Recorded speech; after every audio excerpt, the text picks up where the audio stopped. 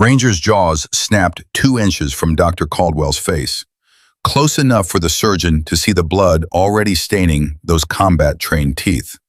The 90-pound canine blocked every hand that reached for the dying general, his growl vibrating through Seaside Regional's trauma bay like a countdown to violence. Security fingers tightened on holsters. Marines formed a human wall. Blood spread beneath the gurney in a widening pool that said 60 seconds, maybe less. General Jack Harkins's monitor screamed its flatline warning while this war dog, this living weapon, stood ready to tear through anyone who came closer. Then Emily Carter, the rookie nurse nobody really knew, broke 7 days of careful silence and spoke a code that shouldn't exist outside classified military operations. 6 words, foreign cadence, absolute authority. The canine sat, instantly, completely, and every person in that Wilmington, North Carolina emergency room realized the same terrifying truth. They'd hired a ghost. Before we begin, if you appreciate stories about courage, sacrifice, and the hidden heroes among us, please hit that subscribe button and ring the notification bell. Stay with me until the very end. This story will shake you. And comment below with the city you're watching from. I want to see how far this truth travels. The automatic doors slammed open at 11:47 p.m., and charge nurse Linda Park knew immediately this wasn't going to be a normal trauma. Incoming, GSW, no wait, blast injury, Marine General, critical. The paramedic's voice cracked on the last word, and Linda had worked emergency medicine long enough to know what fear sounded like in a professional's throat. She spun toward the trauma bay, already calling out assignments. Marco, respiratory setup now. Dr. Caldwell to Trauma 1. I need 2 nurses with me. Carter, you're up. Emily Carter looked up from the chart she'd been completing. 7 days. She'd been at Seaside Regional for exactly 7 days. And now Linda was pulling her into what sounded like a war zone rolling through their doors. Yes, ma'am. Linda, call me Linda, or I'll assume you're quitting. Emily almost smiled. Almost. Instead, she moved. Smooth, efficient, no wasted motion. She reached the trauma bay 10 seconds before the gurney crashed through. What came through those doors made the overnight staff freeze. The general was gray. Not pale, gray, like the color had been shocked out of his skin by pain and blood loss. His dress uniform had been cut away, exposing a torso mapped with shrapnel wounds and pressure dressings already soaking through. A combat medic rode alongside the gurney, hands slick with blood, maintaining pressure on the general's abdomen with a kind of desperate strength that said he'd been doing this for miles. But it wasn't the general that stopped everyone cold. It was the dog.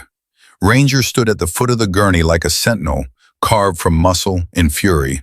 His eyes tracked every person in the room with the cold precision of something bred for war. When Dr. Ethan Caldwell stepped forward, the canine's lip curled back from teeth that looked designed to tear through Kevlar. The growl that came out wasn't animal, it was tactical. Jesus Christ, someone whispered. Staff Sergeant Miguel Alvarez moved with the gurney, flanked by 2 more Marines in combat utilities. Their boots hit the tile with synchronized purpose, and their eyes swept the room with the same lethal awareness as the dog. Trauma 1, Caldwell ordered, but his voice had lost its usual command. His eyes stayed on Ranger. The medic spoke through clenched teeth, never releasing pressure. General Jack Harkins, IED blast, highway convoy outside Jacksonville, multiple shrapnel wounds, right shoulder and abdomen. Hypotensive since seen. Crashed twice en route, we got him back both times. How long since injury? Caldwell's hands hovered near the gurney rail, but he didn't touch. Ranger's eyes followed those hands like targeting systems. 48 minutes. Linda moved to the other side of the gurney, reaching for the blood pressure cuff. Ranger's head snapped toward her. The growl deepened, resonating in the small space like a warning siren. Linda froze. I need vitals, she said carefully. Ranger, heal, Alvarez commanded. The dog didn't move. His gaze stayed locked on Linda's hand, 6 inches from the general's arm. His muscles coiled tighter. "Ranger, heel!" Alvarez's voice hardened.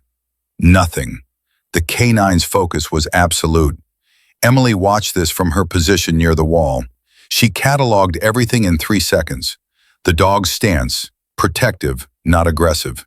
His breathing, controlled, mission-focused. His eyes, checking threats, ranking danger, calculating distance. This wasn't an out-of-control animal. This was a working dog doing exactly what he'd been trained to do: guard a fallen handler at all costs. The monitor above the gurney beeped its warning. Pressure 62/35. Oxygen saturation 79. Heart rate 145. "We don't have time for this," Caldwell snapped. He moved decisively toward the general's neck, reaching for the carotid to assess pulse. Ranger lunged forward 6 inches, not attacking, warning. The sound that came from his chest was pure threat. Caldwell jerked back. "Somebody control that animal." The hospital security officer stepped forward, hand moving to his radio. "I'll call animal control." "Negative." Alvarez's voice cut like a blade. "That dog is military personnel. You don't touch him." "Sir, we can't treat the patient." "Then figure it out." The medic's voice broke with desperation. "He's dying." The room erupted into controlled chaos. Voices overlapped. Someone suggested tranquilizers. Someone else mentioned calling the canine handler. Alvarez explained tightly that the handler was in surgery at Camp Lejeune with his own injuries. The general's trainer was 3 states away. The monitor alarm escalated. Pressure 58/32. Emily looked at the numbers, then at the general's face. His lips were blue-tinged. His chest rose and fell in shallow, inadequate movements. Blood seeped from beneath the pressure dressing, tracking down his side to pool on the gurney sheet. She looked at Ranger. The dog's eyes met hers for half a second, long enough for Emily to see something she recognized. Not rage, not chaos, duty. Her throat tightened. She knew that look. She'd seen it in mirrors, in the eyes of corpsmen who'd made promises they had no business making, promises to bring people home, when home was a concept that belonged to a different world. Linda's voice rose. "We need access now. Marco, can you sedate?" "We sedate the dog, we lose time we don't have," Caldwell interrupted. His frustration was transforming into something darker, the helpless fury of a doctor watching a patient slip away, while bureaucracy and biology formed an impenetrable wall. Alvarez pulled out his phone. "I'm calling the base. Someone there might know the override command." "He'll be dead in 3 minutes," the medic said flatly. Emily's hands were steady at her sides. Her breathing was controlled. And in her head, a voice that sounded like a staff sergeant from 6 years ago, and an entire lifetime away, spoke with brutal clarity. "You know what needs to be done. Question is whether you've got the spine to do it." She stepped forward. "Carter, stay back," Linda began. Emily kept moving, not fast, not slow. She walked toward that gurney like she was walking toward something inevitable, something she'd been avoiding for 7 days and 3,000 miles, and every careful answer she'd given in every careful interview. Ranger's ears came forward. His body shifted, reassessing. Emily stopped 2 feet from the general's head, close enough that the dog could reach her in one movement, close enough that everyone in the room could see her badge still had that brand new shine to it. She looked at Ranger, not at his teeth, not at his muscles, at his eyes. "Easy," she said softly. Just that one word and something in the timber made 2 of the Marines glance at each other sharply. Ranger's growl faded by a fraction. Emily's next words came out in a tone that didn't belong to a civilian nurse. It belonged to someone who'd stood in different rooms where different dogs had guarded different bodies, where the only thing separating alive from dead was whether you could speak the language that cut through chaos. She spoke 6 words. They weren't English. They weren't anything the hospital staff had ever heard in 19 years of emergency medicine. The words hit Ranger like a physical command.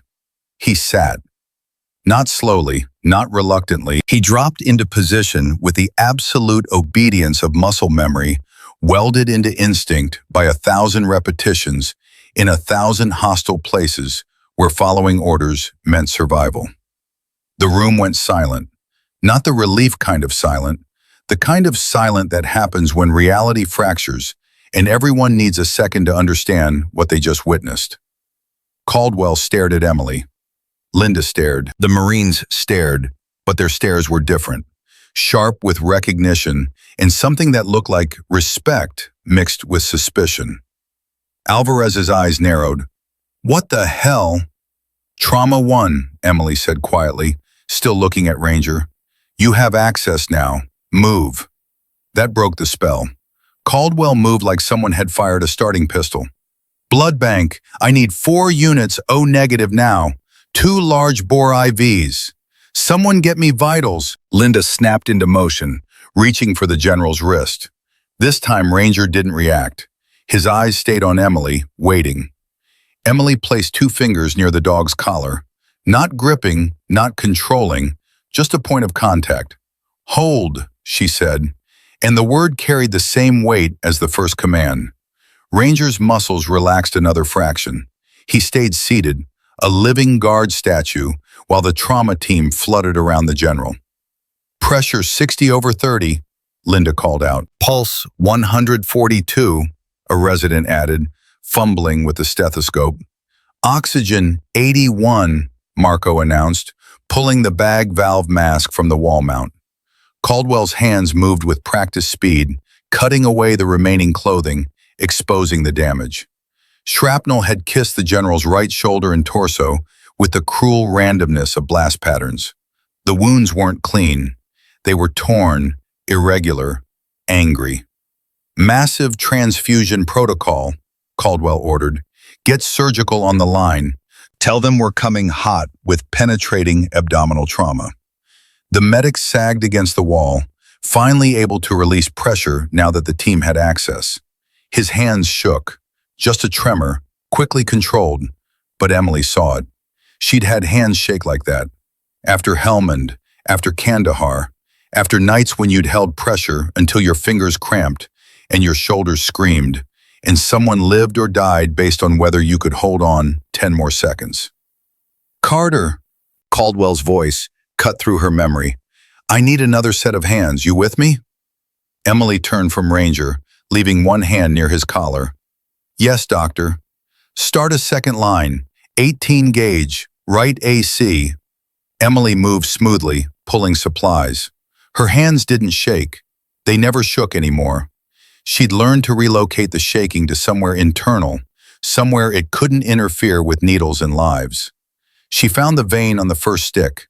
The catheter slid home clean. Tape, flush, connect to fluids. 8 seconds total. Caldwell glanced at her work, then at her face. Something flickered in his expression. Surprise, maybe, or reassessment. "You've done this before."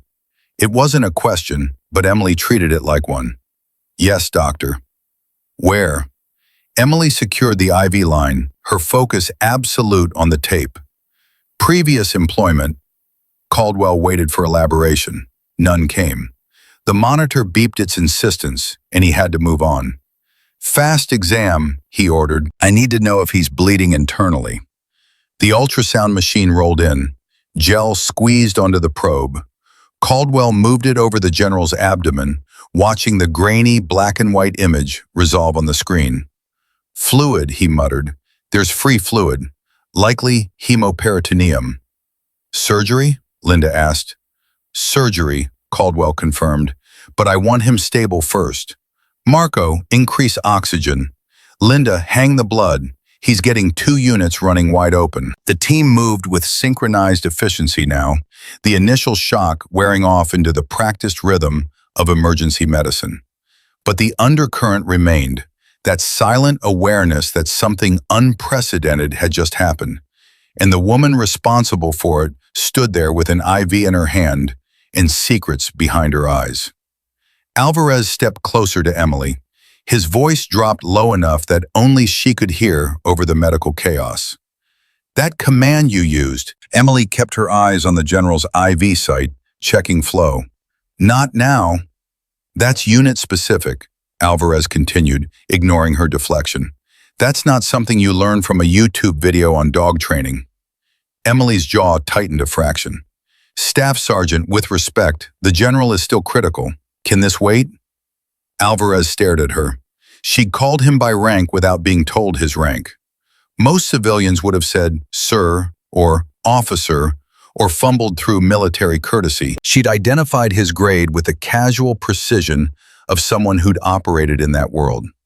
We're going to have a conversation, Alvarez said quietly. I understand, Emily replied, and there was something in those two words, an acknowledgement that wasn't apology, wasn't defiance, just acceptance of inevitable consequences. The general's oxygen ticked up to 85. His pressure climbed to 72/42. Not good, but better. Survivable, maybe. Caldwell stepped back, assessing. We need to move him, but something's not tracking right. Linda looked up from adjusting the blood flow. What do you mean? His SAT should be higher with this oxygen support, Caldwell said. And look at his respiratory pattern. He's working too hard. Emily's eyes went to the general's chest. She watched the rise and fall, the subtle asymmetry, the way his body seemed to guard the left side even in unconsciousness. Her gaze flicked to the monitor. Oxygen 85, but creeping down. Heart rate climbing again. Pressure refusing to settle above 75. Something cold touched her spine. Doctor, she said carefully. Caldwell was focused on the ultrasound, reviewing the abdominal images. Not now, Carter. I need to confirm. Doctor, look at his left chest. The room's energy shifted. Other conversations died. People turned. Caldwell's irritation flashed. The wounds are on the right side. The bleed is in the abdomen. That's where our attention needs to be. Emily kept her voice level, but there was steel underneath. His left chest. He's guarding. Watch the pattern. Carter, you're new here. I appreciate the observation, but he's crashing, Marco interrupted, eyes on the monitor. SAT dropping, 82, 79, 76. Caldwell's head snapped to the screen. Bag him, increase rate. Marco squeezed the bag valve mask with measured force. The general's chest rose. The oxygen bumped to 78, then fell again to 75. It's not working, Marco said, and there was an edge in his voice now. Emily stepped closer, her focus narrowing to exclude everything except the general's torso. She watched the chest wall, left side expanding less than right, subtle, barely visible, but there. The kind of thing you missed unless you'd seen it before, unless you'd stood in a field hospital tent with inadequate light and zero backup, and had to choose between 12 different ways someone could die. He has a pneumothorax, Emily said. Her voice didn't rise, but it carried absolute certainty. Caldwell turned on her, frustration breaking through professional control. That's a diagnosis. You don't make diagnoses. I make diagnoses. Then make it, Emily said, and met his eyes without flinching. Because if we put him under anesthesia with trapped air in his chest, he'll arrest on the table. The resident stammered. But the ultrasound was looking at the abdomen, Emily finished, not the chest. Check his left side now. Caldwell stared at her. 10 seconds of combat between authority and evidence, between ego and the creeping suspicion that this brand new nurse might be right and he might be about to kill a patient. He grabbed the ultrasound probe. Fine, 1 minute, that's all you get. He moved the probe to the left chest, angling between ribs, watching the screen with intense concentration. The image showed what it shouldn't show. Absence of lung sliding, darkness where tissue should move, pressure building in the pleural space like a balloon inflating in a locked room. Caldwell's face went still. Tension pneumo, he said quietly. Then louder, stop transport, nobody moves him. Linda's eyes widened. You're sure? Caldwell looked at the screen, then at Emily, then back at the screen. She's right. Left-sided tension pneumothorax. The resident looked between them, confused and frightened. But he has an abdominal bleed. And if we ignore his chest, he dies before surgery fixes his belly. Caldwell cut in. Carter. He turned to Emily, and something had changed in his expression. The irritation was gone, replaced by cold, professional respect. How did you see it? Emily's hands were steady at her sides. His chest rise was asymmetric. He was guarding left ribs. The oxygen pattern didn't match simple blood loss. You've seen this before. It wasn't a question. Yes. Where? Emily held his gaze. The room waited. Ranger watched from his seated position, head tilted slightly, as if he too wanted to hear how she would answer. Deployed settings, Emily said finally. Forward aid stations. Blast injuries. Alvarez's expression shifted from suspicion to something harder, confirmation. Caldwell processed this in half a second, then moved. I need a 14-gauge needle, now. A nurse tore open the supply drawer. Plastic packaging crackled. Doctor, shouldn't we wait for X-ray confirmation? The resident asked, voice thin with uncertainty. Caldwell's response was flat. You want an X-ray or you want a pulse? Pick one. The needle came out. Caldwell palpated the general's chest, finding landmarks, marking the intercostal space. His hands moved with the speed of someone who'd done this before, but wished he didn't have to do it again. He inserted the needle. A sharp hiss broke the silence, air escaping under pressure, the distinctive sound of trapped atmosphere finding freedom. The general's oxygen climbed, 76, 79, 83, 88. Caldwell kept the needle steady, watching the monitor like he could will the numbers higher through concentration alone. Better, Marco breathed. Temporizing only, Caldwell said. We need a chest tube. Get me a kit. Linda was already moving, pulling the tray, snapping it open. Sterile gloves, scalpel, clamps. The tube itself, clear and purposeful. Caldwell worked fast. Local anesthetic, incision, blunt dissection through tissue that resisted before yielding. The tube advanced. More air and fluid rushed out, captured by the suction. The general's oxygen hit 91. His heart rate dropped to 128. His pressure climbed to 84/50. Caldwell secured the tube and stepped back, exhaling hard through his nose. He looked at Emily again, and this time there was no irritation, only the stark awareness that she'd just saved a life he'd almost lost through tunnel vision. Good catch, he said quietly. Emily nodded once. She didn't smile, didn't celebrate. Her hand returned to Ranger's collar, maintaining that point of contact. Linda stared at her like she'd never seen her before. 7 days, Linda said. You've been here 7 days. Emily didn't answer. Alvarez moved closer, voice dropping. We need to talk, now. After surgery, Emily said. No, now. Caldwell intervened, voice sharp with command that wouldn't be denied. After surgery. Staff Sergeant, your general is stable enough to move, but he still has an abdominal bleed that needs a surgeon's hands. Let my team work. Alvarez's jaw clenched. He looked at Emily like she was a puzzle he needed to solve before it exploded. But he stepped back. After, he agreed, but you don't leave this building. Emily met his eyes. I won't. The transport team regrouped. The general rolled toward the elevator, tubes and lines trailing, monitor beeping at steadier rhythm, chest tube attached and draining. Ranger rose smoothly, moving with the gurney. His eyes tracked Emily until she fell out of his sightline, then returned to the general with that same unwavering focus. Emily stood in the empty trauma bay, surrounded by discarded packaging and blood-stained gauze and the fading scent of crisis. Linda walked up beside her. What the hell just happened? Emily looked at her hands. Steady. Always steady, even when nothing else was. We stabilized a patient. That's not what I'm asking, and you know it. Emily did know it. She'd known it since the moment those words had left her mouth and that dog had sat. She'd known that speaking would crack open the careful silence she'd built, the civilian identity she'd constructed word by word and application form by application form. But the general had been dying, and some promises didn't care about consequences. I used to work trauma, Emily said quietly. Different setting, Linda waited. With Marines, Emily added, in places where dogs like Ranger were part of the team. Linda absorbed this. You were military?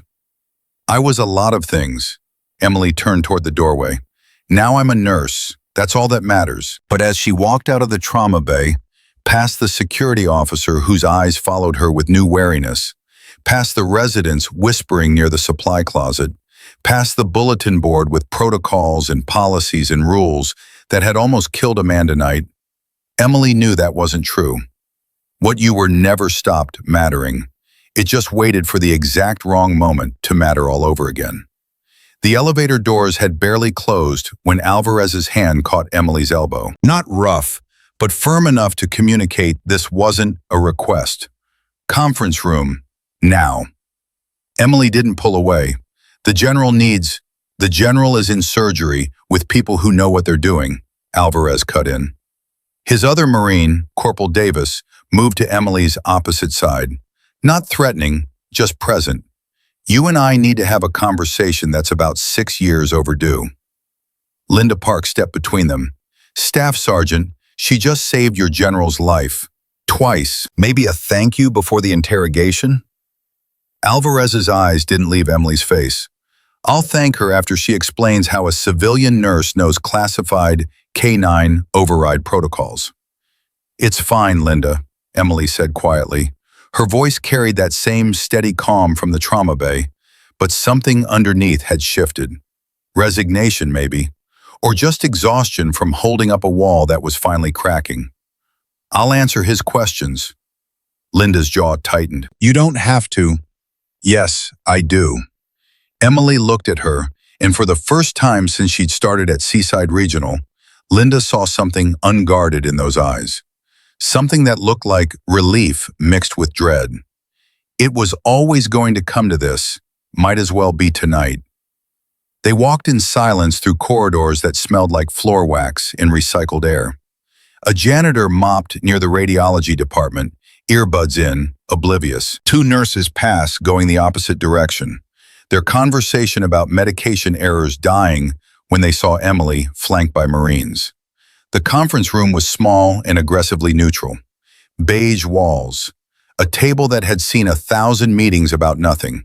Chairs that guaranteed discomfort after 15 minutes.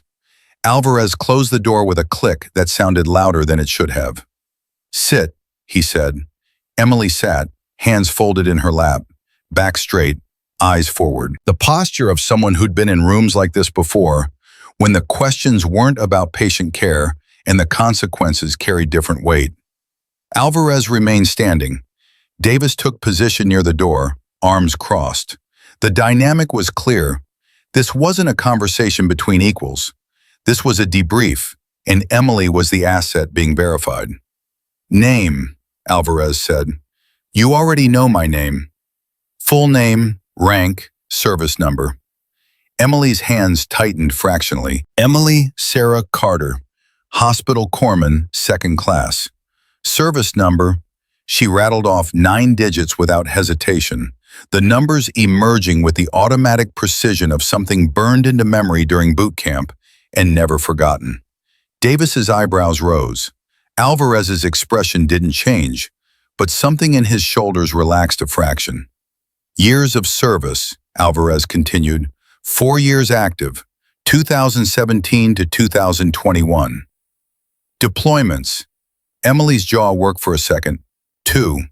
Afghanistan, first deployment, Helmand Province, Camp Leatherhead, 13 months. Second deployment, Kandahar Airfield, then forward to FOB Jackson, 11 months. Unit affiliation, 2nd Battalion, 7th Marines during first deployment, 1st Battalion, 5th Marines, during 2nd. Alvarez pulled out a chair and sat across from her. His posture changed, still alert, but the aggressive edge dulled. You worked with K9 units. It wasn't a question, but Emily answered anyway. Explosive detection dogs rotated through our aid stations. We treated handlers when they got hit. We treated the dogs too, sometimes when the vet wasn't available. That command you used, Alvarez said, that's not standard K9 protocol. Emily met his eyes. No. Where'd you learn it?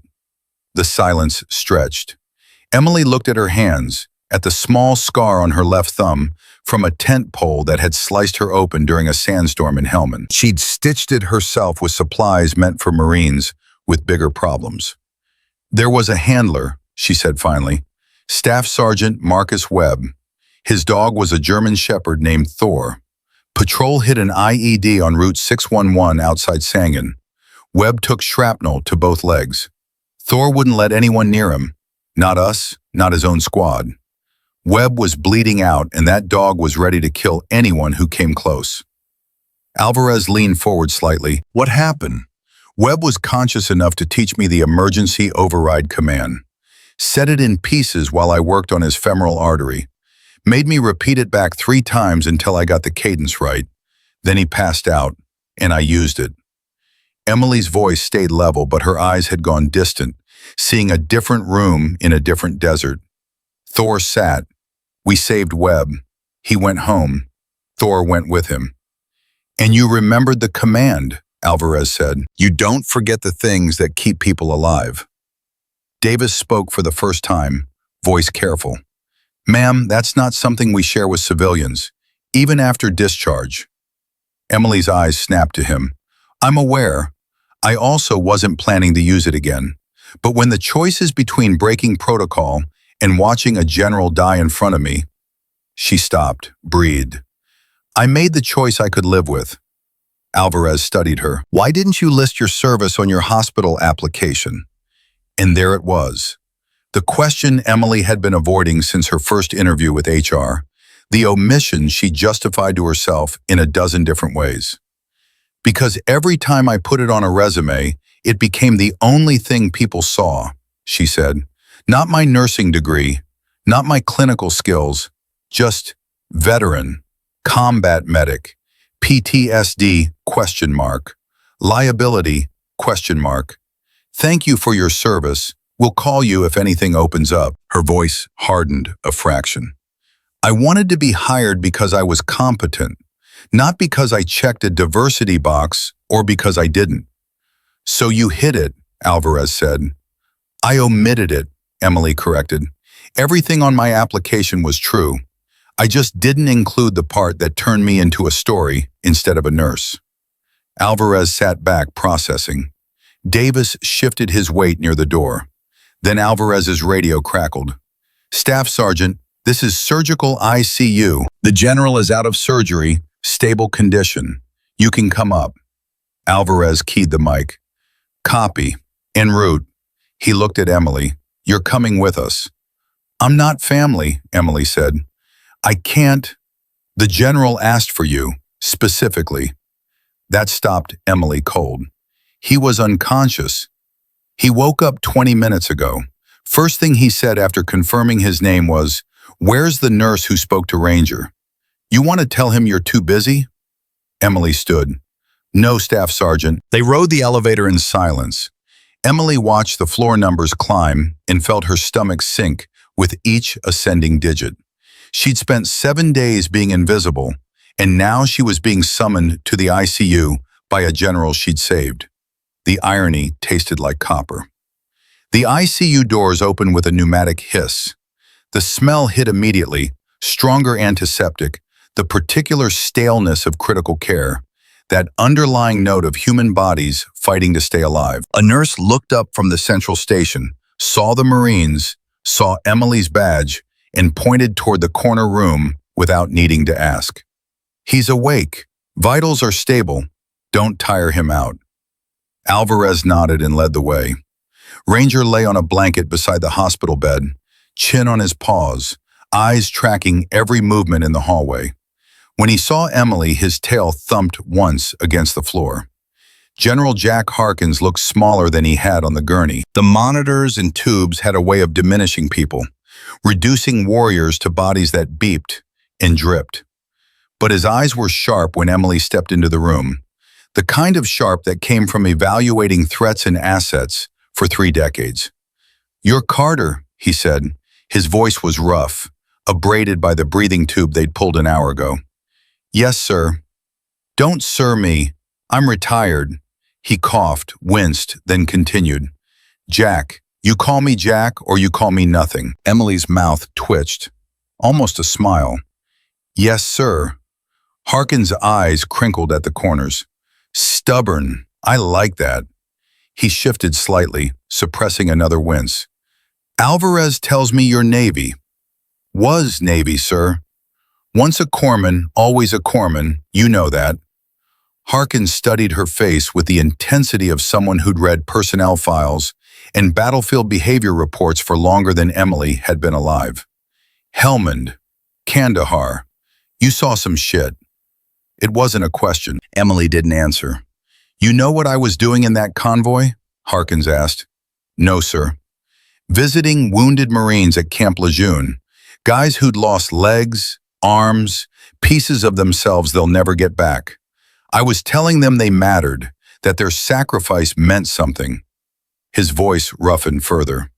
"Then some jackass with a grudge and an IED decides to make a point, and I end up being the one who needs saving. The irony's not lost on me."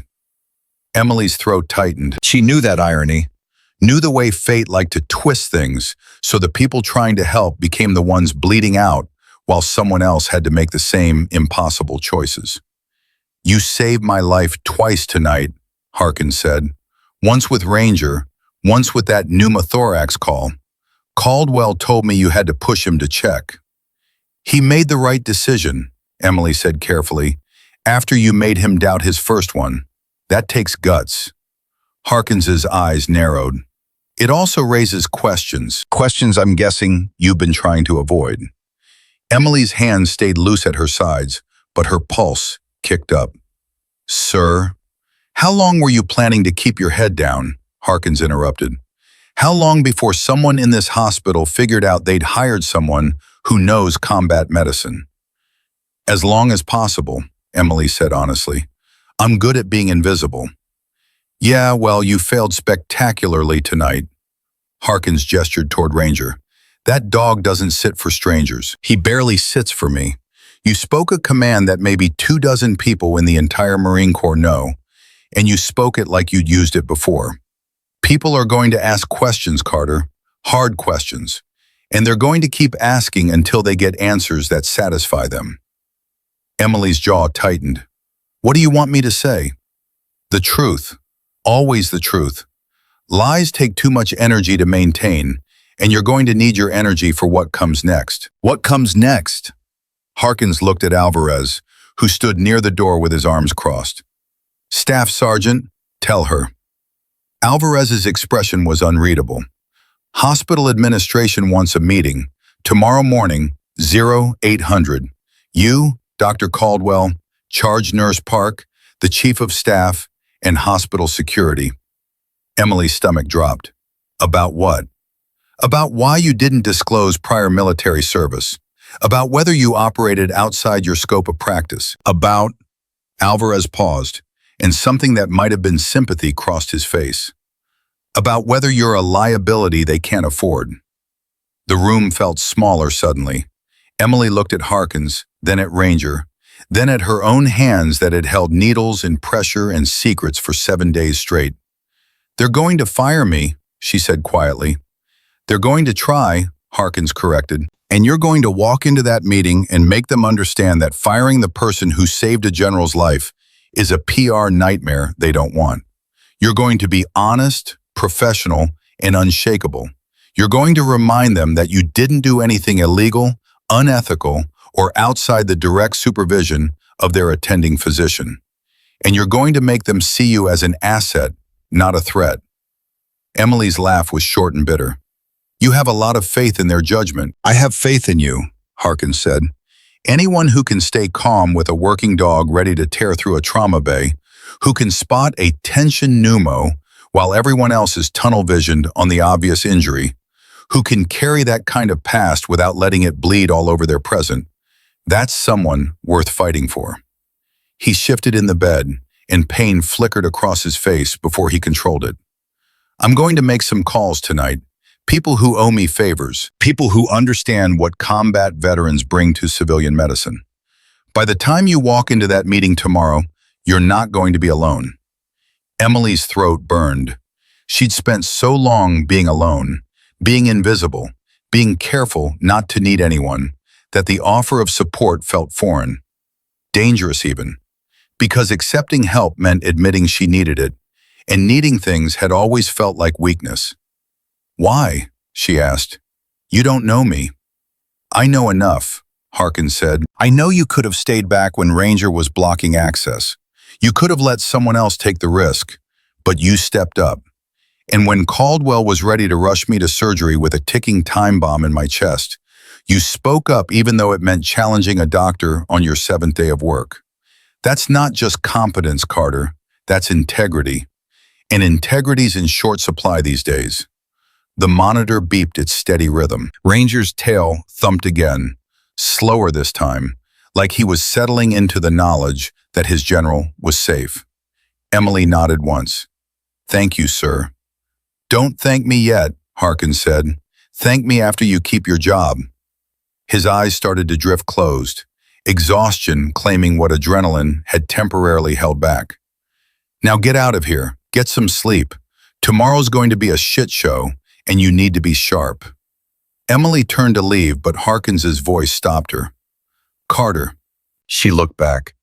Whatever happens tomorrow, Harkins said, words slurring slightly with pain medication and fatigue. You did good tonight. Don't let them make you forget that. Emily's vision blurred for a fraction of a second. She blinked it clear, nodded again, and walked out. In the hallway, Linda Park was waiting. Her arms were crossed, her expression tight with the kind of anger that came from watching someone you respected get backed into a corner. I heard about the meeting, Linda said without preamble. News travels fast. Hospital security already started asking questions. Mark Hensley's building a file. Linda's voice dropped. Emily, what aren't you telling us? Emily looked at her, this woman who'd taken a chance on a new nurse with a thin resume, who trusted her gut instead of just the paperwork. She deserved honesty, or at least as much honesty as Emily could offer without completely unraveling. I served with Marines, Emily said. I worked trauma in places where we didn't have backup, where we didn't have supplies, where the only thing between a Marine and a body bag was what I could do with my hands. I saw things that don't translate well to civilian medicine. I learned things that raise questions I didn't want to answer. So when I got out, I decided to start over. Clean slate, just a nurse, no backstory, no complications. And tonight you broke that rule, Linda said. Tonight I chose a life over a secret. Emily's voice was steady, but her eyes held something raw. I'd make the same choice again. Linda nodded slowly. Good. Because tomorrow, when they try to turn this into a liability issue, I need you to remember something. You didn't do anything wrong. You assessed a patient. You communicated concerns to the attending physician. He made the clinical decision. Everything after that was medicine, not heroics. You hear me? I hear you. And another thing, Linda continued, and now her voice carried an edge that belonged to someone who'd fought hospital politics longer than Emily had been a nurse. You're not walking into that meeting alone. I'll be there. Caldwell will be there. And if they try to railroad you, they're going to have to railroad all of us. Emily's chest tightened. Linda, no arguments. You're part of my team now, and I protect my team. Linda's expression softened a fraction. Go home. Rest. Tomorrow, we fight. Emily drove home through streets that were empty except for the occasional night shift worker heading to or from jobs that never slept. Her apartment was dark and quiet when she opened the door. No pets, no plants, no pictures on the walls.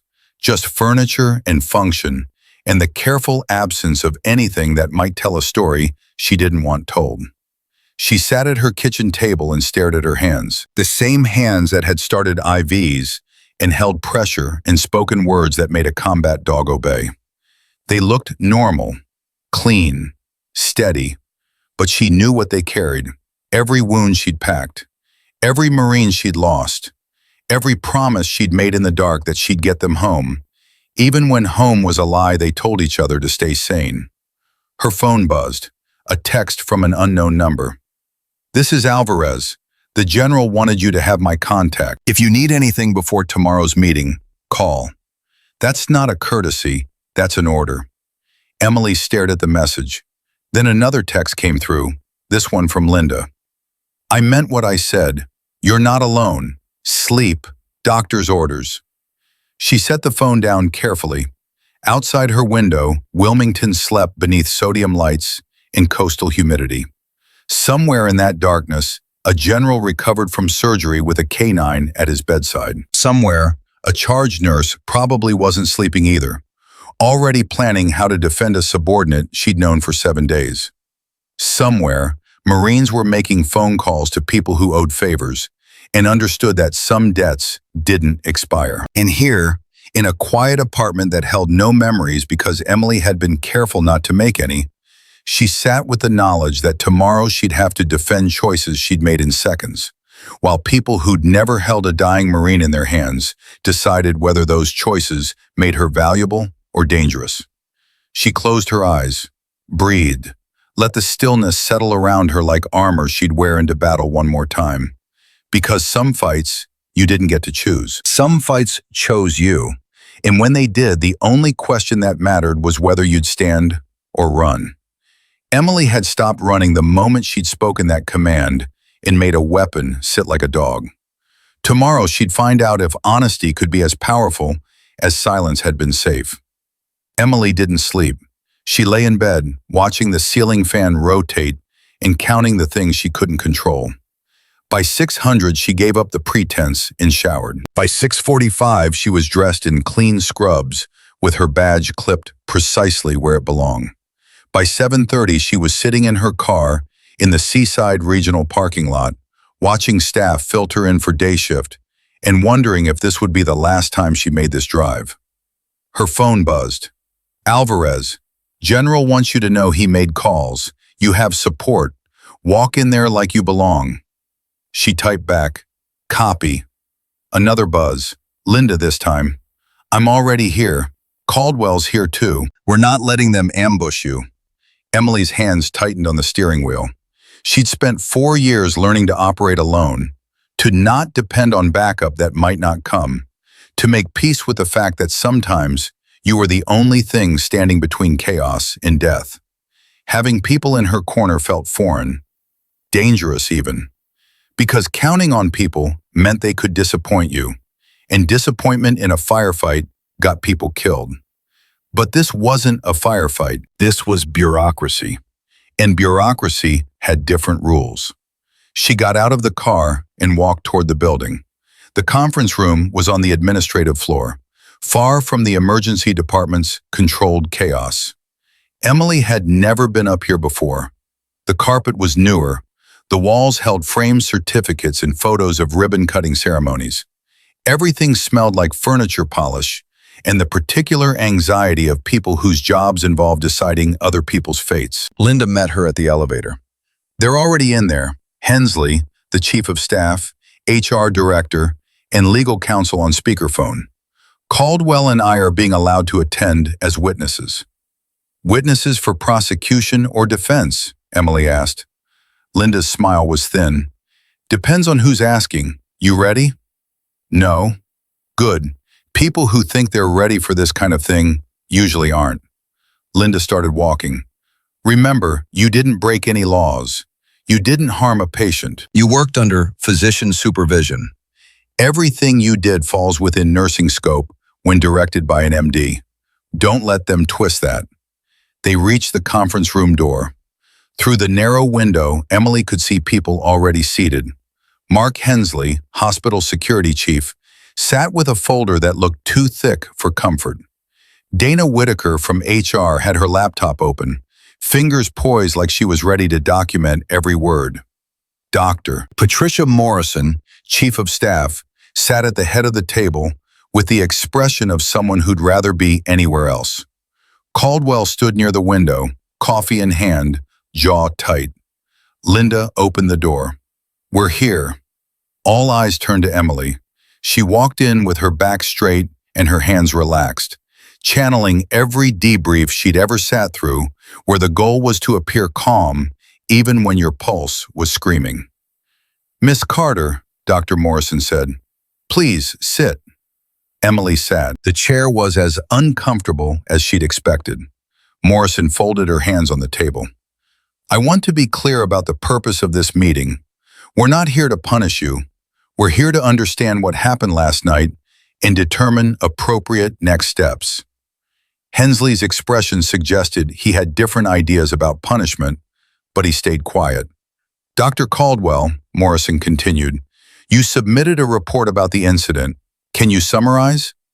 Caldwell set his coffee down. "At 23:47 hours, we received a critical trauma patient, General Jack Harkins, multiple blast injuries. The patient was accompanied by a military working dog who prevented staff access due to protective behavior. Nurse Carter utilized specialized knowledge to safely manage the canine, allowing treatment to proceed. During the subsequent trauma evaluation, she identified clinical signs of tension pneumothorax that I had initially missed. Her assessment was correct. The intervention saved the patient's life." "Specialized knowledge," Dana repeated, fingers typing. "Can you elaborate?" "She spoke a command that controlled the dog." Hensley leaned forward. "A military command. A classified protocol that civilians shouldn't possess." Caldwell's eyes hardened. "A command that allowed me to treat a dying patient. Whether it's classified is above my pay grade and frankly irrelevant to patient outcomes." "It's relevant to hospital security," Hensley countered. He opened his folder and slid a paper across the table. "This is Miss Carter's employment application. Notice anything missing?" Morrison scanned it. "I see education credentials, nursing license, previous employment at a clinic in Ohio." "No mention of military service," Hensley interrupted. "No disclosure of specialized training. No indication that she possesses knowledge of tactical operations." Emily's jaw tightened, but she kept her voice level. "My application lists everything required for the nursing position. I didn't lie about credentials." "You omitted," Dana said, still typing. "Omission can be grounds for termination if the omitted information is material to job performance or workplace safety." "Is it?" Emily asked. "Material to job performance?" "Because last night my omitted information kept a patient alive." Dana's fingers paused. "That's not the point." "Then what is the point?" Linda cut in. "Because from where I'm sitting, you're manufacturing a problem where there isn't one. She's a competent nurse who happened to have relevant experience in a crisis situation." Hensley pulled out another paper. "I made some calls this morning, reached out to contacts at Camp Lejeune. They confirmed that the command Miss Carter used is part of a classified K9 protocol developed for special operations. It's not public knowledge. It's not something you pick up casually." The room went quiet. Emily felt the walls closing in, felt the trap being constructed word by word. Morrison looked at Emily. "Is that true? About where you learned the command?" Emily met her eyes. "I learned it during my service. I was a Navy hospital corpsman attached to Marine units in Afghanistan. I worked with K9 teams in forward operating bases. One of those teams taught me emergency protocols in case their handler was incapacitated." "And you didn't think that was relevant to disclose?" Morrison's tone wasn't accusatory, just tired. The tone of someone who knew this conversation was heading somewhere messy. "I thought," Emily said carefully, "that my nursing license and clinical competence were relevant. I thought my ability to start IVs, assess patients, and function under pressure were relevant. My military service was a previous career. I didn't hide it. I just didn't advertise it." "Why not?" Dana asked. Emily's hands tightened in her lap. "Because every time I did, I stopped being a nurse. I became a story, a veteran, a potential PTSD risk, a diversity hire, something to be managed instead of someone to be trusted. I wanted to be hired for my skills, not my biography." "But your biography directly impacted last night's events," Hensley pressed. "Your military training influenced clinical decisions that weren't yours to make." Caldwell's coffee cup hit the table harder than necessary. "That's bullshit, and you know it. She made an assessment. She communicated it to me. I evaluated the information and made the clinical decision. That's how medicine works. Nurses assess, doctors decide. She didn't overstep." "She challenged your initial treatment plan," Hensley said. "And I'm grateful she did." Caldwell's voice rose. "If she hadn't spoken up, I would have sent that patient to surgery with a tension pneumothorax. He would have arrested under anesthesia. That's on me for missing it, and it's on her for catching it. That's not a problem. That's good medicine." Dana's fingers flew across her keyboard. "Dr. Caldwell, your support is noted. But we have to consider institutional liability. If Miss Carter's military background wasn't disclosed, we can't be certain what other training or experiences might influence her behavior in unpredictable ways." Linda's laugh was sharp. "Unpredictable ways? You mean like saving lives? What a liability." "This isn't personal, Linda," Morrison said. "It feels pretty damn personal." Linda's voice carried an edge Emily had never heard before. Protective. Fierce. "You're talking about firing a nurse who's been nothing but professional, competent, and calm under pressure. And why? Because she didn't put her entire life story on an application form? Half our staff would fail that standard." The speakerphone crackled. Legal counsel's voice emerged, disembodied and clinical. "From a legal perspective, the concern is pattern. If Miss Carter withheld information once, we can't guarantee she won't withhold other information that could create risk." Emily's throat tightened. This was it. The moment where her careful construction of a civilian identity collapsed under the weight of people who valued risk management over reality. "Can I say something?" Emily asked. Morrison nodded. "Please." Emily stood, not because she needed to, but because sitting felt like submission. She looked at each person in the room, meeting their eyes with the same steady calm she'd carried through trauma bays and field hospitals and nights when the mortars came close enough to shake the ground. "You're right," she said. "I didn't disclose my military service, and I'd make the same choice again.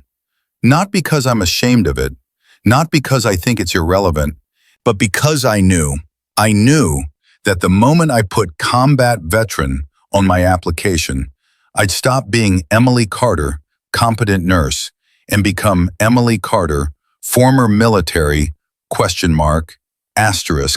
Handle with care." Her voice stayed level, but something underneath started to crack. "I spent 4 years taking care of Marines in places where we didn't have CAT scanners, or specialists, or backup plans. I learned to make decisions fast because slow meant dead. I learned to trust my assessment because second-guessing meant casualties. I learned to speak up even when it meant contradicting people with more rank, because patients don't care about chain of command when they're dying." She turned to Morrison. "You want to know if my military background influences my nursing? Yes, it does. It makes me better. It makes me calmer under pressure. It makes me see patterns other people miss, because I've seen what happens when you miss them. And last night, that background saved General Harkins's life. Twice." Emily's hands weren't shaking, but her voice carried weight that made the room feel smaller. "You can fire me for not disclosing. That's your right. But don't pretend it's about patient safety or institutional risk.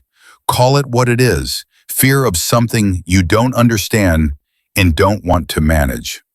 Silence fell like a weight. Dana broke it, voice careful. "Miss Carter, we understand you feel." The conference room door opened. Everyone turned. General Jack Harkins stood in the doorway, leaning on a cane, dressed in civilian clothes but carrying authority like a second skin. Ranger sat at his heel, vest clean, eyes alert. "Sorry to interrupt," Harkins said, voice rough but steady. "But I heard my name mentioned, and I figured the patient should have some input on whether the person who saved his life gets fired for doing it." Morrison stood quickly. "General, you should be resting." "I'll rest when I'm dead. Right now I'm here to provide testimony." Harkins moved into the room with measured steps. Ranger stayed close, scanning faces, assessing threats. "Alvarez, come in." Staff Sergeant Alvarez entered behind him, carrying a folder. Harkins took an empty seat without waiting for invitation. "Dr. Morrison, I presume?"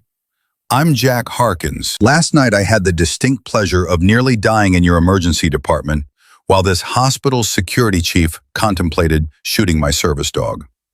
Hensley stiffened. "Sir, we were trying to—" "You were panicking," Harkins cut in, "which is understandable. Ranger's trained to protect me, and when I'm unconscious and bleeding, he doesn't recognize friend from foe. You know who did recognize what needed to be done? Her."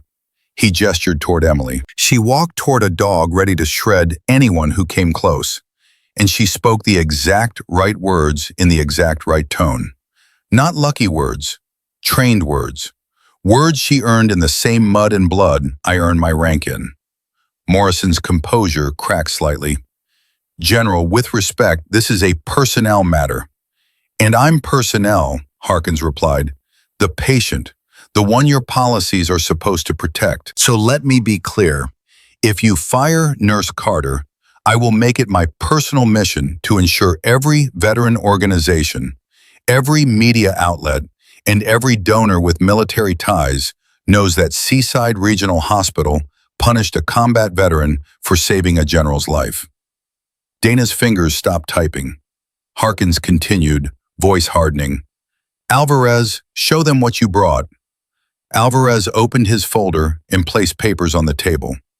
Hospital Corpsman Second Class Emily Carter's service record, 2 Navy Achievement Medals for combat medical care, 1 Commendation Medal for actions during a mass casualty event at FOB Jackson, where she treated 14 wounded Marines under indirect fire. Honorable discharge, spotless record. He placed another paper down. Letter from Sergeant Major Willis, USMC retired, who runs the Wounded Warrior program at Camp Lejeune. He says, and I quote, "If you're stupid enough to fire a corpsman who saved a general, you don't deserve to treat veterans." Another paper. Letter from the Veterans of Foreign Wars, Wilmington chapter. "They're watching this situation closely." Another. Email from a reporter at the Wilmington Star-News who somehow heard about last night and is asking for comment. Morrison's face had gone pale. "How did the media—" "Small town," Harkins said. "Word travels, especially when it's a story about a hospital throwing away someone who embodies the values they claim to support." His eyes locked on Hensley. "You want to talk about liability? Your liability is right here. You fire her, and this becomes national news. You keep her, and you get credit for employing talented veterans. Simple math." Hensley's jaw worked. "This isn't about publicity." "Everything's about publicity," Harkins interrupted. "And right now you're one decision away from really bad publicity." The legal counsel on speakerphone cleared their throat. "General Harkins, your position is noted. However, the hospital must consider—" "Must consider what?" Harkins leaned forward, and despite the cane, despite the pallor from surgery, he looked every inch the man who'd commanded troops in hostile territory. "Must consider that one of your nurses has skills you didn't know about? Skills that saved my life? That's not a liability, that's an asset you're too scared to appreciate." Morrison looked at Emily, then at Caldwell, then at the stack of papers Alvarez had presented like evidence at trial.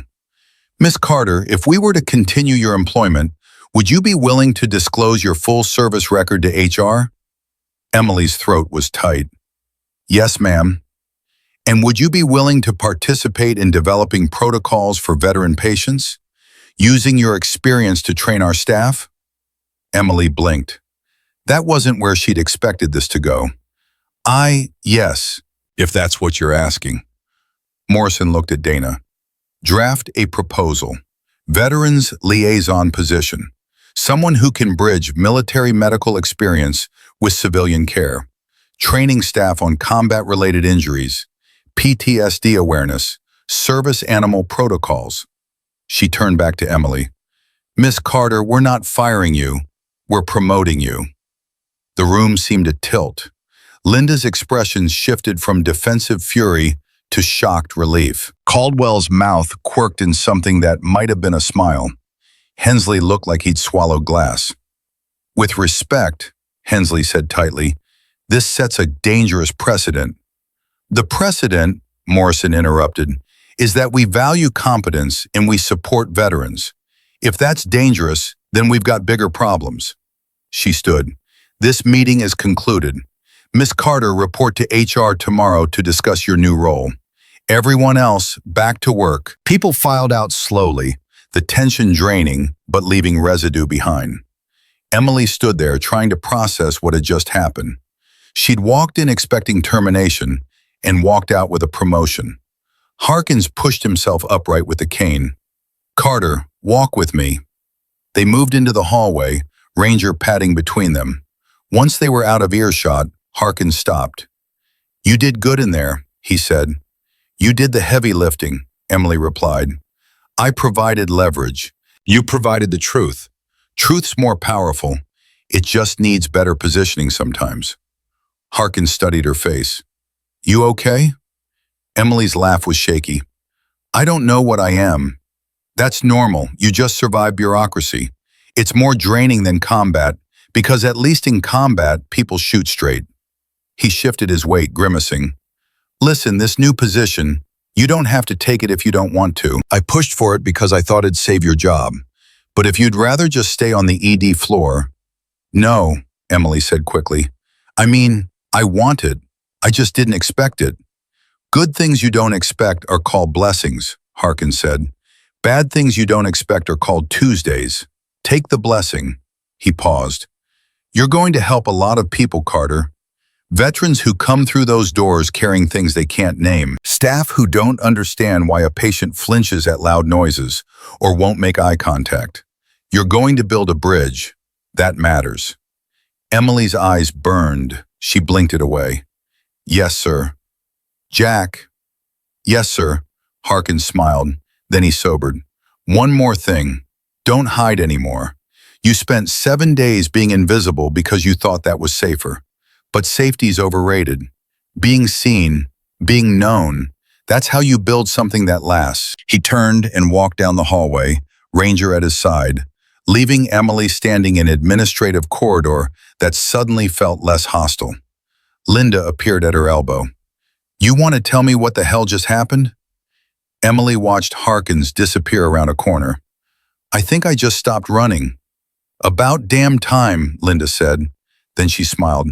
Come on, we've got a shift starting, and now that everyone knows you're some kind of combat medicine badass, I'm assigning you all the difficult patients. Is that a reward or punishment? With you, probably both.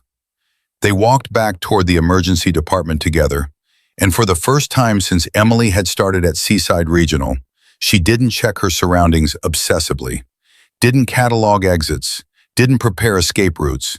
She just walked. Like someone who belonged, like someone who didn't need to disappear anymore.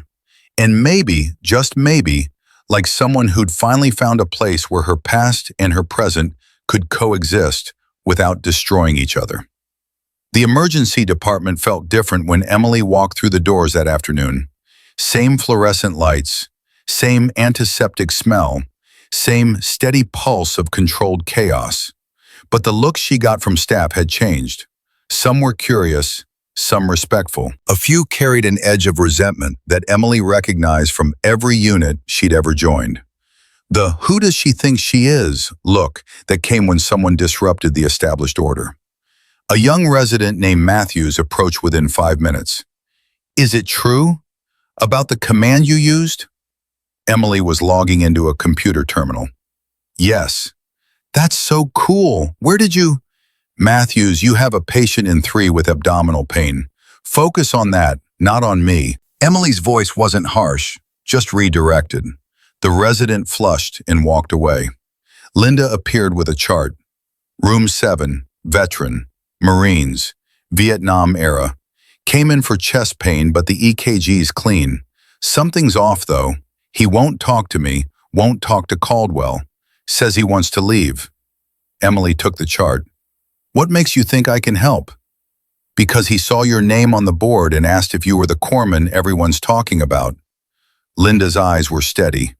Word's already spreading, Emily. You're not invisible anymore. Might as well use it. Emily walked toward room 7, feeling the weight of expectation like body armor she hadn't asked to wear. Through the curtain gap, she could see an older man sitting on the edge of the bed, fully dressed, hands gripping his knees. His hair was white but cut military short. His back was straight despite what had to be 70-plus years of gravity. She knocked on the doorframe. Mr. Brennan? He looked up. His eyes were sharp, assessing. You're Carter. Yes, sir. Don't sir me. I worked for a living. But his mouth twitched slightly. Marine humor, the kind that never really left, even decades after discharge. Emily stepped inside and pulled the curtain closed for privacy. Charge nurse said you want to leave. Damn right I do. These kids don't know what they're looking at. Brennan's voice carried frustration mixed with something else. Fear, maybe, hiding under bluster. The EKG came back normal, Emily said carefully. That's good news. It's not my heart. Brennan's hands tightened on his knees. It's, never mind, you wouldn't understand. Emily pulled over a stool and sat so they were eye level. Try me. Brennan studied her face. They said you were Navy, corpsman, Afghanistan. 2 deployments. Sea combat? Yes. Brennan's shoulders dropped a fraction. Then maybe you do understand. He took a breath, and Emily saw his chest hitch. Not cardiac, not respiratory, something else. I get these episodes. Chest gets tight. Can't breathe right. Happens when there's too many people, too much noise. My wife made me come in because last night I thought I was having a heart attack. But it's the same thing it always is. Panic attacks, Emily said quietly. Brennan's jaw clenched. I don't panic. I'm a Marine. You're a Marine having a physiological response to psychological trauma, Emily corrected gently. That's not weakness. That's your nervous system remembering things your conscious mind is trying to forget. Brennan stared at her. You talk like a corpsman. I am a corpsman, just wearing different scrubs now. Something in Brennan's face cracked. Quezon, 1968. I was 19 years old and thought I was invincible. Then the siege started and we spent 77 days getting shelled. Guys died in holes next to me. Some of them died slow because we couldn't get them out. And for 54 years, I've been fine. I handled it. Then last month, my grandson joined the Marines, and suddenly I can't. His voice broke. I can't breathe right, can't sleep, can't stop seeing their faces. Emily's throat tightened. She knew those faces. Different war, different faces, same haunting. Mr. Brennan, what you're experiencing is called delayed onset PTSD. It can emerge decades after trauma, often triggered by current events that echo the past. I'm not crazy. You're not. You're human. Emily leaned forward slightly. Your grandson joining triggered memories you've been managing for half a century. That's normal, and it's treatable. Brennan's eyes were wet. He blinked hard, angry at the tears. What am I supposed to do? Tell my wife I'm falling apart? Tell my grandson he can't serve because his old man can't handle it? No, Emily said firmly. You tell them the truth. You tell them you're getting help. And you let me connect you with the VA's PTSD program. They have groups specifically for Vietnam veterans. People who understand what Quezon means, what carrying that for 50 years costs. Brennan looked at his hands. They were shaking slightly. The doctor who saw me earlier, he wanted to admit me for observation, run more tests. Dr. Caldwell's thorough. He was being cautious. But you know what this is, Brennan said. You've seen it before. Emily nodded. I've seen it in others. I've felt it in myself. Different war, same scars. Brennan's eyes snapped up. You get them? The episodes? Emily hesitated. This was the moment where honesty became vulnerability, where helping someone meant exposing herself. Sometimes, usually when things get quiet, my brain doesn't trust quiet anymore.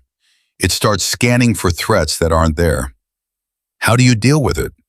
Therapy, exercise, work that matters, and accepting that some things don't heal, they just become part of who you are.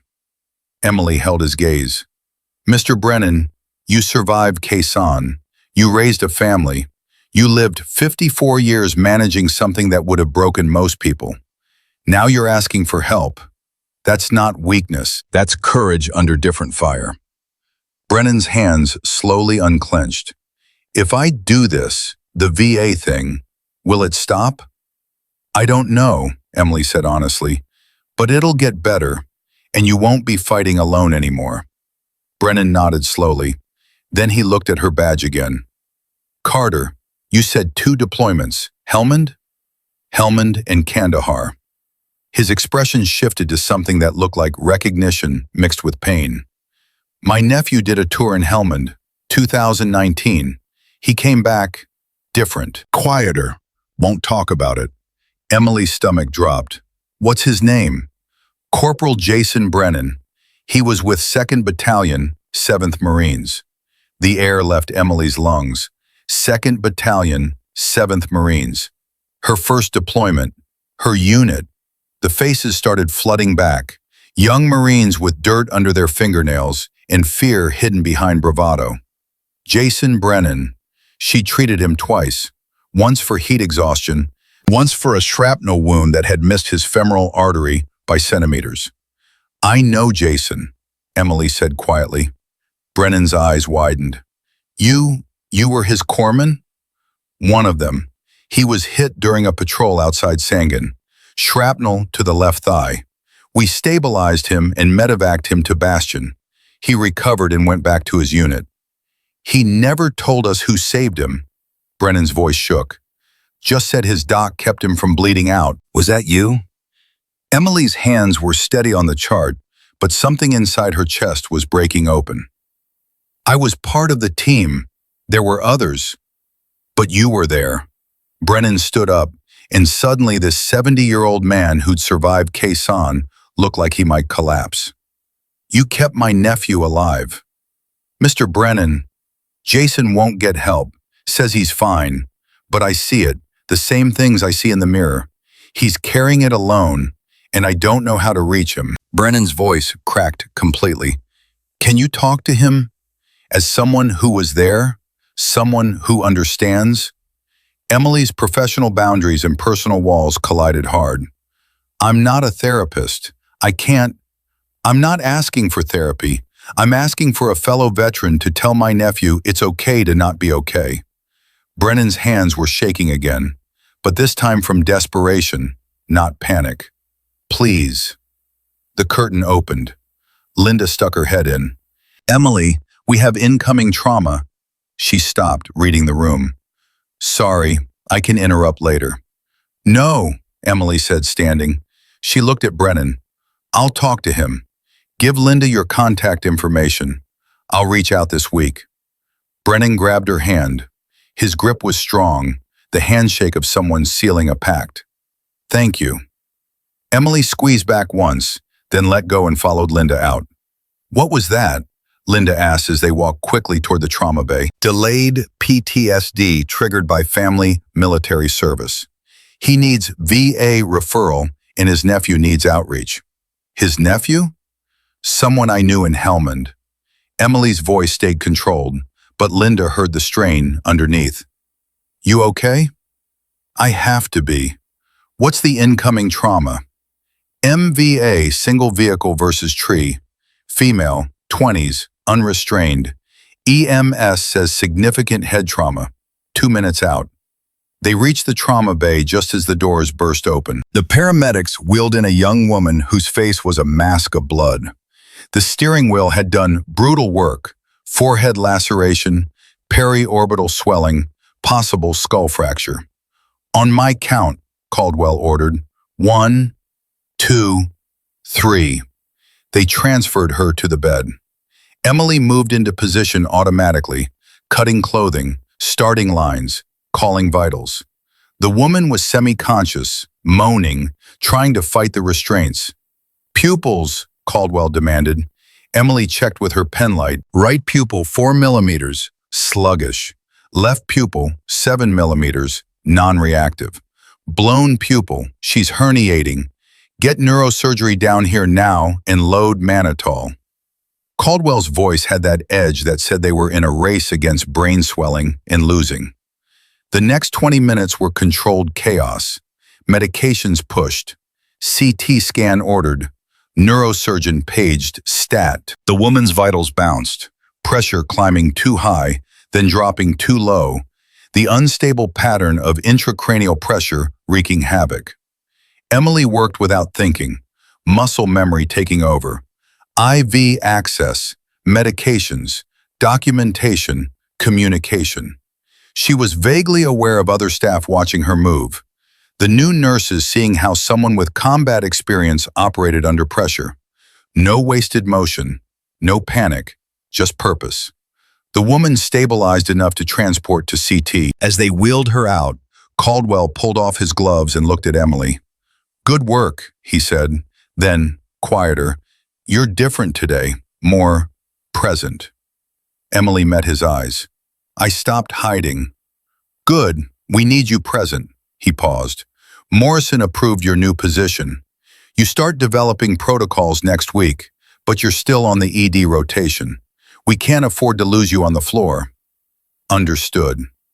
A nurse approached Caldwell with a question, pulling him away. Emily stood in the trauma bay, surrounded by discarded packaging and the lingering smell of blood and fear, and felt something shift inside her chest. For 4 years after discharge, she'd been running from her past, building walls between who she was and who she'd been, treating her military service like a secret that could destroy her if exposed. But Mr. Brennan's nephew needed help. The staff needed training. Veterans coming through these doors needed someone who understood the language they couldn't speak. And Emily was the only person in this building who could bridge that gap. The weight of it should have crushed her. Instead, it felt like purpose. Her phone buzzed. A text from an unknown number. "This is Jason Brennan. My uncle gave me your number, said you were my doc in Helmand. I don't remember much from that day, but if you're willing to talk, I'd like to hear it, and maybe tell you some things I haven't been able to tell anyone else." Emily stared at the message. One conversation could open doors she'd spent years keeping locked. Could drag her back into memories that still woke her at 0300 with her heart racing. Could force her to relive the worst moments of her life while trying to help someone else process theirs. She typed back, "Coffee this week? You pick the place." The response came fast. "Thursday, 1400, Common Grounds on Market Street. Thank you." Emily pocketed her phone and returned to the main ED. A new patient had arrived, elderly man with difficulty breathing. She took the room, assessed, treated. Then another patient, then another. The shift flowed with the steady rhythm that only emergency medicine had, the constant churn of human bodies needing help and human hands providing it. At 1900, during a rare lull, Emily found herself in the break room with 3 other nurses. 2 were young, fresh out of school. The third was Sarah Chen, a veteran ED nurse who'd worked at Seaside for 15 years and didn't suffer fools. "So it's true," Sarah said without preamble. "Military." Emily looked up from her sandwich. "Yes." "Why didn't you say anything during orientation?" "Didn't seem relevant." Sarah's laugh was sharp. "Didn't seem? Are you kidding? We get vets through here all the time who won't open up to anyone. You could have been helping them from day one." I wasn't ready. And now? Emily set down her sandwich. Now I don't have a choice. They made me visible, so I'm going to make it useful. One of the younger nurses, Kayla, leaned forward. Can I ask, what was it like, the deployments? Emily's jaw tightened. Hot, dusty, loud, and then very quiet when people died. Kayla flushed. Sorry, I didn't mean. It's okay. Emily softened her tone. People ask because they want to understand. The problem is there's no way to understand unless you've been there. And if you've been there, you don't need to ask. Sarah studied her. You going to do training? For the staff? That's the plan. Good, because we had a vet last month, Army, came in with chest pain. Wouldn't let male staff touch him. Wouldn't explain why. Just kept saying he needed to leave. We had to sedate him to run tests. Turned out he was fine physically, panic attack. But we handled it all wrong because we didn't know what we were dealing with. Emily's chest tightened. What happened to him? Discharged himself AMA as soon as he woke up. We failed him. Sarah's voice carried the weight of that failure. Don't let that keep happening.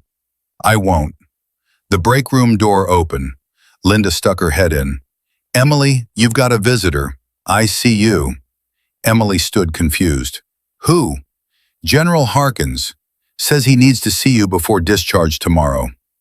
Emily walked to the ICU with a strange mix of anticipation and dread. She'd saved the man's life, been defended by him, been promoted because of him. But she barely knew him beyond those crisis moments and the stories Alvarez had shared. Harkins was sitting up in bed when she arrived, color much improved, tubes mostly removed. Ranger lay on his blanket, head up, watching her enter. Carter, Harkins said, thanks for coming. Of course, sir. Jack. Of course, sir. He smiled. Stubborn runs deep in Corman. I should have remembered. He gestured to a chair. Sit. I want to talk before I leave tomorrow. Emily sat. Ranger's eyes tracked her, but his tail gave a small thump of recognition. I heard about Brennan, Harkins said. The Vietnam vet. Heard you connected with him. News travels fast. Small hospital, smaller veteran community. We talk. Harkins shifted slightly, wincing. His nephew Jason, I know that family. Good people. Jason's struggling. Won't admit it, but he is. The fact that you're willing to reach out matters. I'm not a therapist, Emily said, the same caveat she'd given Brennan. No, you're something better. You're someone who was there. Who knows what the sand feels like, what the fear tastes like, what the guilt sounds like at 0300 when you can't sleep because you keep seeing faces of people you couldn't save. Harkins's voice carried the weight of someone who knew those same faces. Therapists help process. Veterans help translate. Jason needs translation before he can process. Emily's hands tightened on the armrests. What if I can't help him? What if I make it worse? You won't, because you're not going to pretend you have answers. You're just going to sit with him in the truth of what it costs to serve. That's all he needs. Someone willing to sit in it without trying to fix it or minimize it or thank him for his service, like that phrase means anything. Emily looked at Ranger. The dog was watching her with those intelligent eyes that seemed to understand more than animals should. How do you do it? Carry what you carry and keep moving forward. Badly some days, Harkins admitted. Better on others.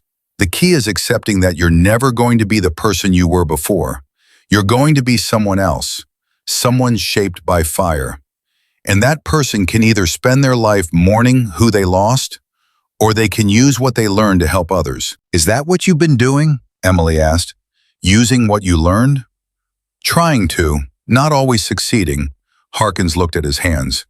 I've made calls this week to VA administrators, hospital boards, veteran organizations, building infrastructure so when you start this liaison role, you have support, resources, credibility.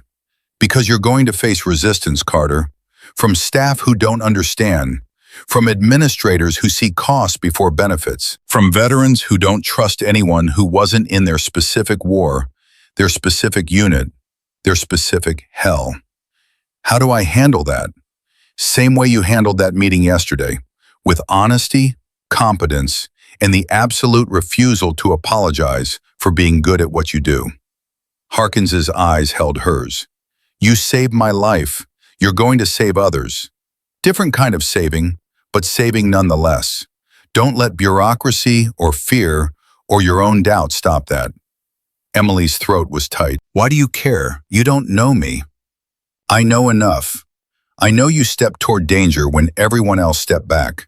I know you spoke truth when silence would have been safer. I know you carry scars you don't show and weight you don't share. That's enough. He paused. And if I'm being honest, I'm tired of watching veterans get discarded. By the system, by society, by themselves. You're someone who chose to stay in the fight even after the war ended. That's rare. That's worth protecting. Ranger stood, stretched, and moved to Emily's side. He sat and leaned against her leg, not demanding, just present.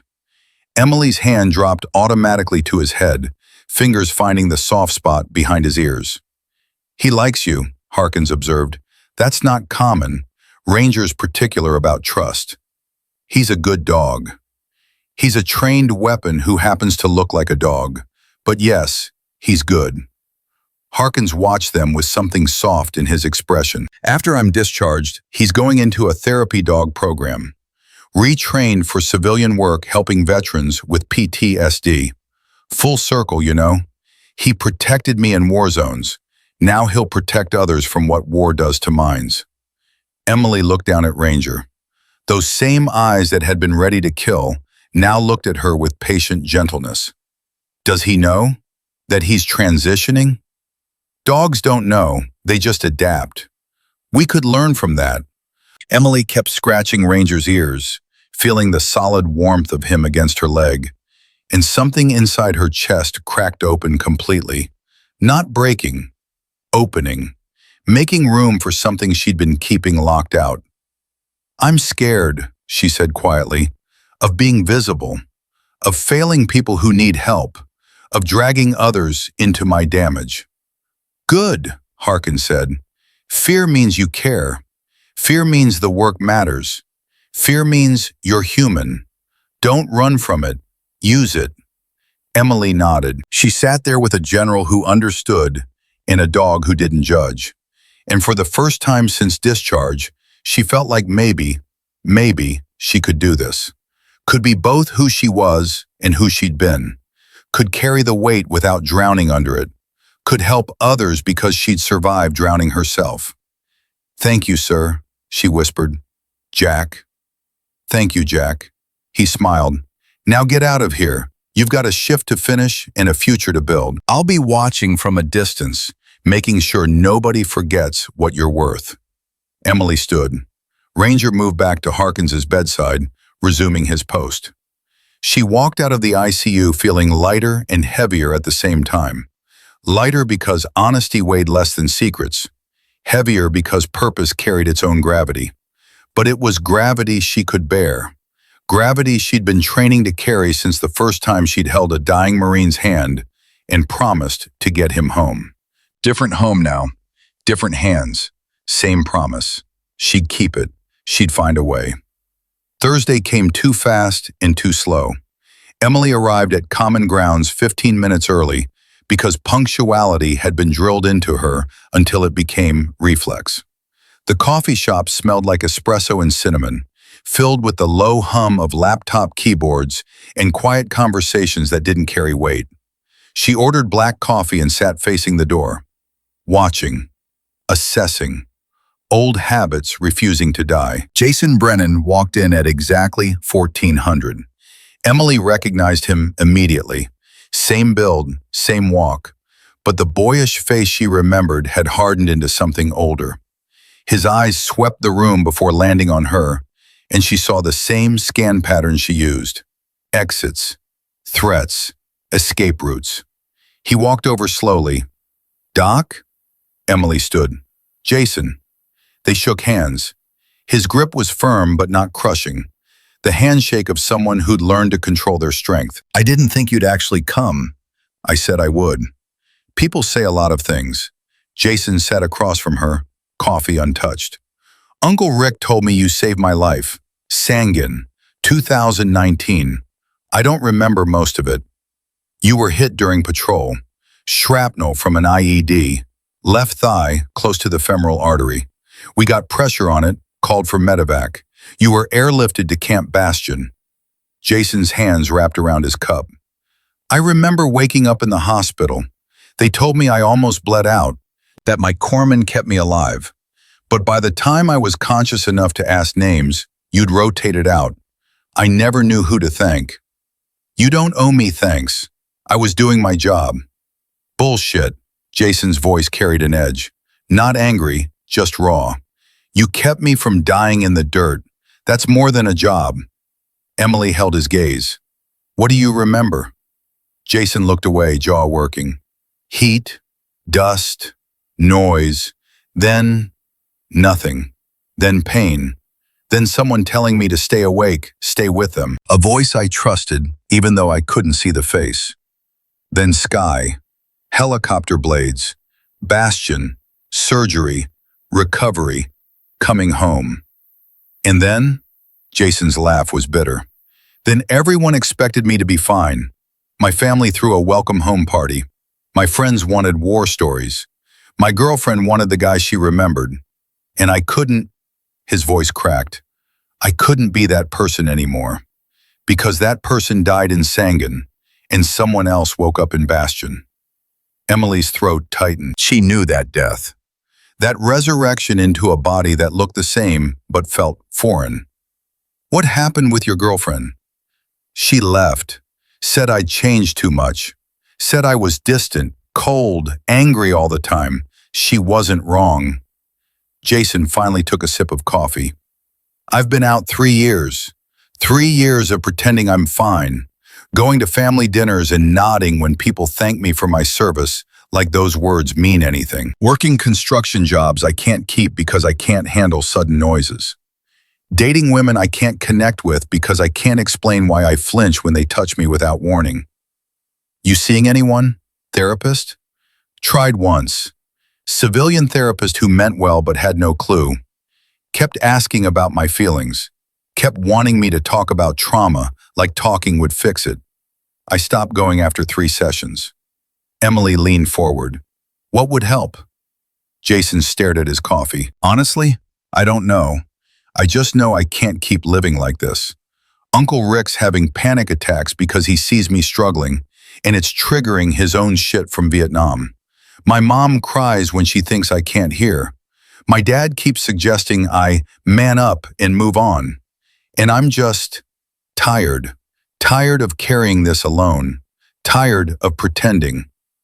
Then stop pretending. Jason's eyes snapped up. What? Stop pretending you're fine. Stop trying to be the person you were before. You're not that person anymore. Neither am I. Neither is anyone who's been downrange. That person's gone. This is who we are now. People shaped by what we saw, what we did, what we couldn't prevent. And that's not a flaw. It's just reality. Jason's hands tightened on his cup. How do you live with it? Badly, some days. Better on others. But I stopped trying to erase it. I started trying to use it. Use trauma? How? Emily told him about the liaison position, about training staff to recognize veteran-specific issues, about connecting veterans coming through the ED with resources that actually understood them, about building a bridge between 2 worlds that spoke different languages. So you're turning your damage into something useful, Jason said. I'm turning my experience into something purposeful. There's a difference. Jason was quiet for a long moment. Then, you remember Staff Sergeant Webb? Emily's chest tightened. Marcus Webb, the K-9 handler who taught her the override command while bleeding from both legs. Yes.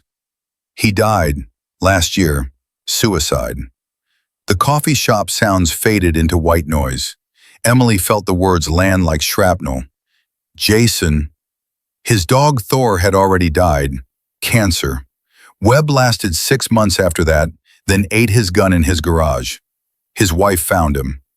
Jason's voice was flat, emotionless, the tone of someone who'd cried all the tears and had nothing left but facts. I found out through the Facebook notification.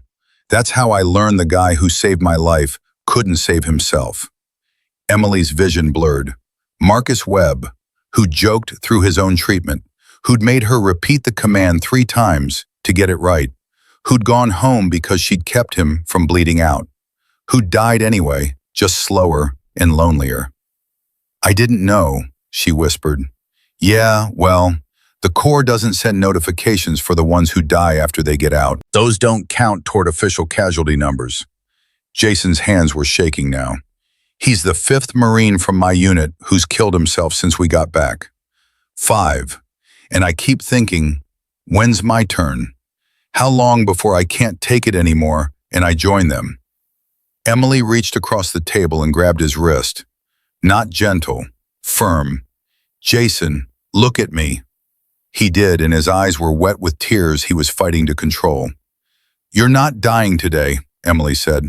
Not tomorrow. Not on my watch. You hear me? You can't promise that. I can promise I'm going to fight like hell to make sure it doesn't happen. And I can promise you're not alone. Not anymore. Emily didn't let go of his wrist. Tomorrow, you're coming to the hospital. I'm connecting you with the VA's Veteran Crisis Team, real therapists who've worked with combat vets, group therapy with other Marines who've been downrange, resources for employment, housing, everything you need to build a life that doesn't feel like waiting to die. What if it doesn't help? Then we try something else. And something else after that. We keep trying until something sticks, because giving up is not an option. Jason's tears spilled over. Why do you care? You barely know me. Because you're one of mine. I kept you alive in Sangin. I'm not letting you die in Wilmington. Not happening. Jason pulled his wrist free, but not in rejection. He covered his face with both hands and broke. Not loud crying, the silent, shaking kind that came from holding too much for too long. Emily sat there and led him, didn't try to fix it or minimize it, just bore witness to the breaking. When he finally looked up, his face was red, but his eyes were clearer. Okay. Okay, what? Okay, I'll come tomorrow. I'll try the therapy. I'll try the group. I'll try. Emily nodded. That's all I'm asking. They sat there for another hour, talking about easier things, what he was doing for work, where he was living, small pieces of a life that needed assembling. When they finally stood to leave, Jason hesitated. Doc, Emily, thank you, for Sangin, for today, for not letting me quit. Thank me after you've been to therapy. Thank me after you built something worth living for. Jason nodded and walked out. Emily watched him go, then pulled out her phone and called the VA crisis line. She gave them Jason's information, flagged him as high risk, ensured he'd get a call within 24 hours. Protocol, safety nets, the civilian version of casualty prevention. Her phone rang before she could put it away. Linda. Emily, where are you? Coffee shop, why? Get back here, now, we've got a situation. Emily was in her car and moving before Linda finished the sentence. What kind of situation? Veteran patient, Army, Iraq War. Came in for a panic attack, but he's escalating. Won't let anyone touch him. Security's about to get involved and it's going to get ugly fast. We need you. 10 minutes. Emily made it in 8. She ran through the ED doors and straight to the commotion in the back hallway. A man in his 40s stood backed against a wall, hands up but trembling, eyes wild. 2 security officers flanked him at careful distance. A young nurse was trying to talk him down with a voice too sweet, too patronizing. Sir, we just want to help. Don't fucking touch me, the veteran's voice cracked. Don't, I can't. There's too many people, too much noise. Emily pushed through. Everyone back up, now. The security officers turned. Ma'am, we have this. No, you don't. Back up, or I'll have Dr. Morrison personally explain to you why you're fired.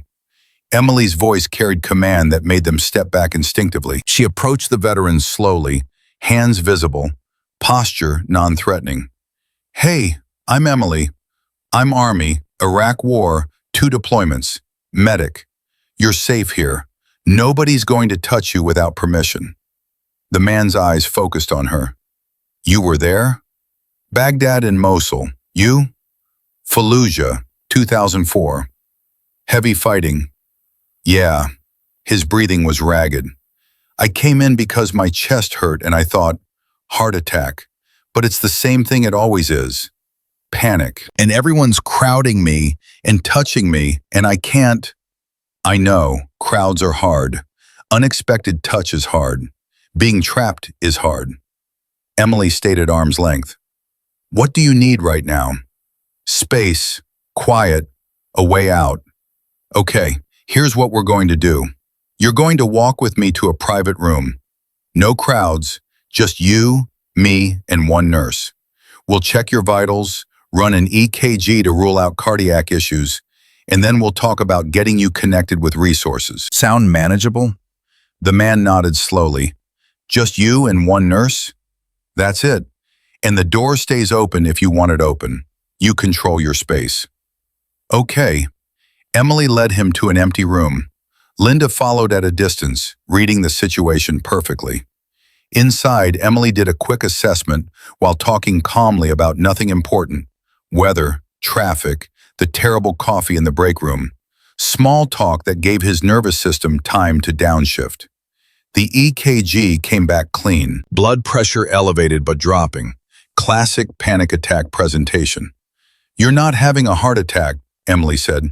Your heart's healthy, but your nervous system is stuck in threat mode. That happens when you've been in survival mode too long. It's called hypervigilance. It's normal for people who've been in combat. The man, he'd introduced himself as Marcus, different Marcus, and Emily tried not to think about Webb, looked at his hands. I've been out 12 years. 12 years. Shouldn't I be over it by now? There's no timeline for processing war. Some people take months.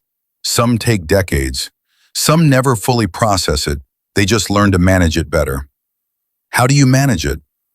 Work that matters. Therapy when it gets bad. Exercise. And accepting that I'm not the person I was before deployment. I'm someone else now. Someone who knows things civilians don't. That's not broken. It's just different. Marcus's shoulders dropped. Everyone keeps telling me I should be grateful, that I came home when others didn't, like guilt is supposed to motivate me to be happy. Survivor's guilt is real, and it's brutal. But gratitude and grief can coexist. You can be glad you survived and devastated that others didn't. Both are true. Both are valid. He looked at her with something like hope. You really get it. I live it. Different war, same scars. Emily pulled up information on her phone. I'm going to connect you with the VA's PTSD program, group therapy specifically for Iraq vets. It helps to talk with people who were there, who understand without needing explanation. I tried therapy once, didn't work. Then we tried different therapy, different approach, different therapist. We keep trying until something clicks. Emily handed him a card with the crisis line number. And if it gets bad, if the panic gets too much or the thoughts get too dark, you call this number. 24/7, people who understand. Promise me you'll call if you need it. Marcus took the card. I promise. Say it like you mean it. I promise. This time his voice was steadier. After Marcus left with referrals and resources and Linda's personal cell number as backup, Emily stood in the hallway and felt the weight of what she'd just done. Not just treated a patient, changed a trajectory, prevented a potential casualty that would never show up in official numbers. Dr. Morrison appeared beside her. I watched that, the whole thing. Emily tensed. Did I overstep? You did exactly what I hired you to do. Morrison's expression was serious but not angry. Security was about to escalate that into a physical confrontation. You de-escalated in under 2 minutes. That's the kind of intervention we need systematized. I can train staff on de-escalation protocols for veteran patients. I want you to do more than that. Morrison pulled out a folder. The board approved budget for your liaison program. You've got funding for 3 support staff, partnerships with the VA, and a dedicated clinic space for veteran-specific care. We're launching it officially next month. You're building this from the ground up. Emily stared at the folder. That's significant resources. General Harkins made some very persuasive calls. He reminded several board members that they're veterans themselves, that their children serve. That Seaside Regional has a responsibility to the community it claims to serve. You've got institutional backing now. Use it. Emily opened the folder. Budget lines, staff position descriptions, partnership agreements, the infrastructure to help hundreds, maybe thousands of veterans who came through these doors carrying invisible wounds. Thank you, Emily said quietly. Don't thank me. Prove it was the right investment. Morrison started to walk away, then paused. Carter, you know what the biggest change has been since you arrived? Staff are asking questions. They're noticing patterns. They're thinking about patient context instead of just symptoms. You did that by being visible, by being honest, by giving people permission to see complexity instead of just problems. Keep doing that. The month blurred into action. Emily trained nursing staff on veteran-specific assessment. She developed protocols for anxiety-based chest pain, PTSD-triggered medical complaints, service animal accommodations.